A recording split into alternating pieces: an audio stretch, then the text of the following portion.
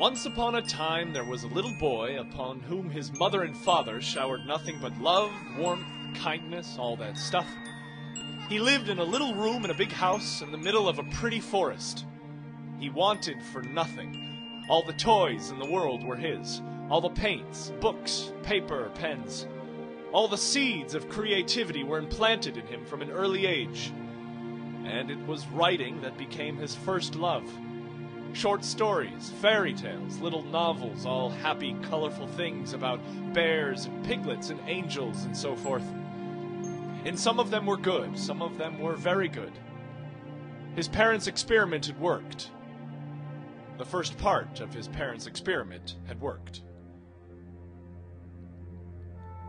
It was on the night of his 7th birthday that the nightmares first started.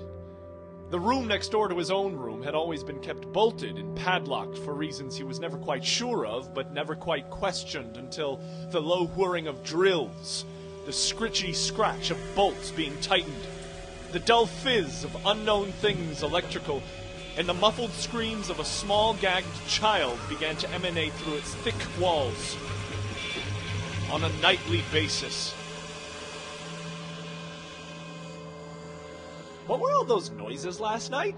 he'd ask after each long, desperate, sleepless night, to which his mother would ever reply, "Oh, little cat, that's just your wonderful but overactive imagination playing tricks on you." "Oh, do all boys of my age hear such sounds of abomination nightly?" "No, my darling, only the extraordinarily talented ones." "Oh, cool." And that was that.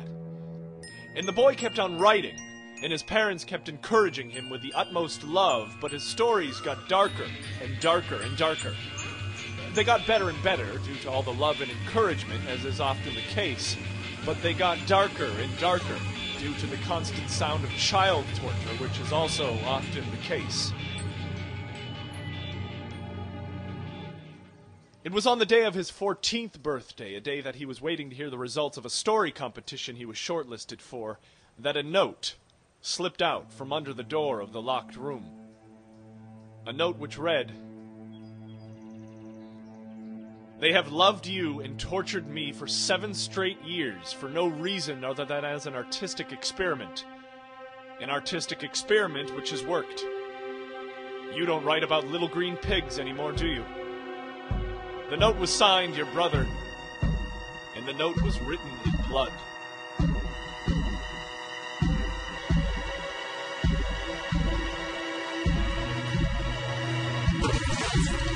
He axed through the door to find his parents in there, sitting, smiling, alone, his father doing some drilling noises, his mother doing some muffled screams of a gagged child. They had a little pot of pig's blood between them, and the father told the boy to look on the other side of that blood-written note. The boy did, and found he'd won the 50 pounds first prize in the story competition. They all laughed. The second part of his parents' experiment was complete.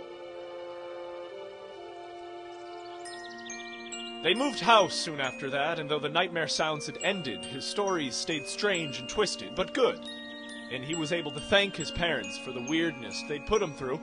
And years later, on the day that his first book was published, he decided to revisit his childhood home for the first time since he'd left. He idled around his old bedroom, and all the toys and the paint still littered around there.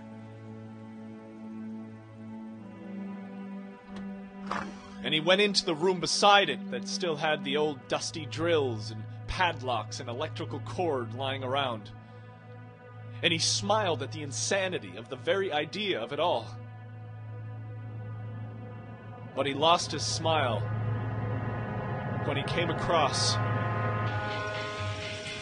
the corpse of a 14-year-old child that had been left to rot in there, barely a bone of which wasn't broken or burned, in whose hand there lay a story scrawled in blood.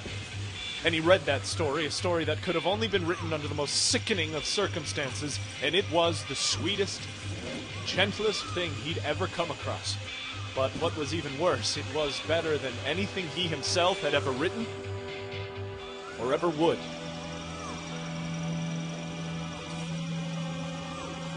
So he burnt the story And he covered his brother back up, and he never mentioned a word of what he had seen to anybody. Not to his parents, not to his publishers, not to anybody. The final part of his parents' experiment was over. Couturian's story, The Writer and the Writer's Brother, ended there in fashionably downbeat mode without touching upon the equally but somewhat more self-incriminating details of the truer story that, after he'd read that blood-written note and broken into the next-door room, it was, of course, his brother he found in there, alive as such, but brain-damaged beyond repair, and that night, whilst his parents were still sleeping, the 14-year-old birthday boy held a pillow over his father's head for a while.